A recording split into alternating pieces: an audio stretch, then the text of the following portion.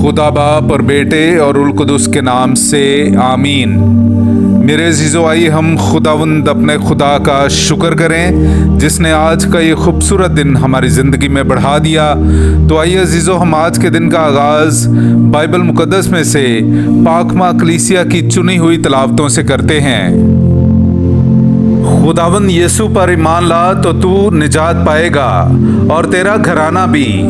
मेरे अज़ीज़ो, आइए हम आज की पहली तलावत सुनते हैं। रसूलों के अमाल उसका 16वां बाब 22वीं आयत से लेकर 34वीं आयत तक। और अवाम भी मिलकर उनकी मुखालिफत में उठे और हाकिमों ने उनके कपड़े फाड़कर उतरवा डाले और कोड़े लगाने का हुक्म दिया और उन्हें बहुत मारकर कैद खाने में डाला और दारोगे को ताकीद की कि बड़ी होशियारी से उनकी हिफाजत करे। उसने ऐसा हुक्म पाकर उन्हें अंदर के कैद खाने में डाला और उनके पांव काठ में ठोंक दिए। आधी रात के करीब पौलुस और सैलास दुआ कर रहे थे और खुदा की सिताइश में गीत गा रहे थे और कैदी सुन रहे थे। तब यक बारगी बड़ा जलजला आया, ऐसा कि कैद खाना की नींव हिल गई और फौरन सब दरवाजे खुल गए और सब की बेड़ियां गिर गईं। और दारोगा जाग उठा और जब कैद खाने के दरवाजे खुले देखे तो ये समझकर कि कैदी भाग गए हैं, तलवार खींचकर अपने आप को मार डालना चाहा। मगर पौलुस ने बुलंद आवाज से पुकार कर कहा कि अपने आप को नुकसान मत पहुंचा, क्योंकि हम सब यहीं मौजूद हैं। तब वो चिराग मंगवा कर अंदर दौड़ा और कांपता हुआ पौलुस और सैलास के कदमों पर गिरा और उन्हें बाहर लाकर कहा, ए आका, मैं क्या करूं कि निजात पाऊं? उन्होंने कहा कि खुदावंद यीशु पर ईमान ला तो तू निजात पाएगा और तेरा घराना भी।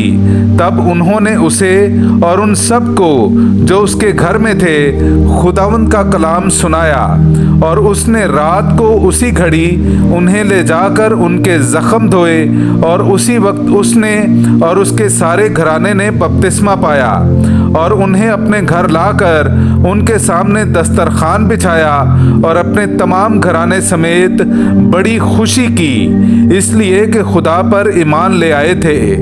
पाकलाम का पढ़ा और सुना जाना हम सब के लिए बाइस बरकत हो। खुदा का शुक्र हो। तू अपना हाथ बढ़ा, ए खुदावंद मुझे बचा। मेरे अजीज़ों, आइए हम खुदावंद अपने खुदा की हमद व तारीफ़ करें। मैं आपके सामने पढ़ूंगा ज़बूर नंबर 138, उसकी पहली से तीसरी और फिर 7वीं से 8वीं आयत तक। ऐ खुदावंद, मैं अपने सारे दिल से तेरा शुक्र करूंगा, क्योंकि तूने मेरे मुंह का कलाम सुना है। मैं फरिश्तों के सामने तेरी मदा सराई करूंगा।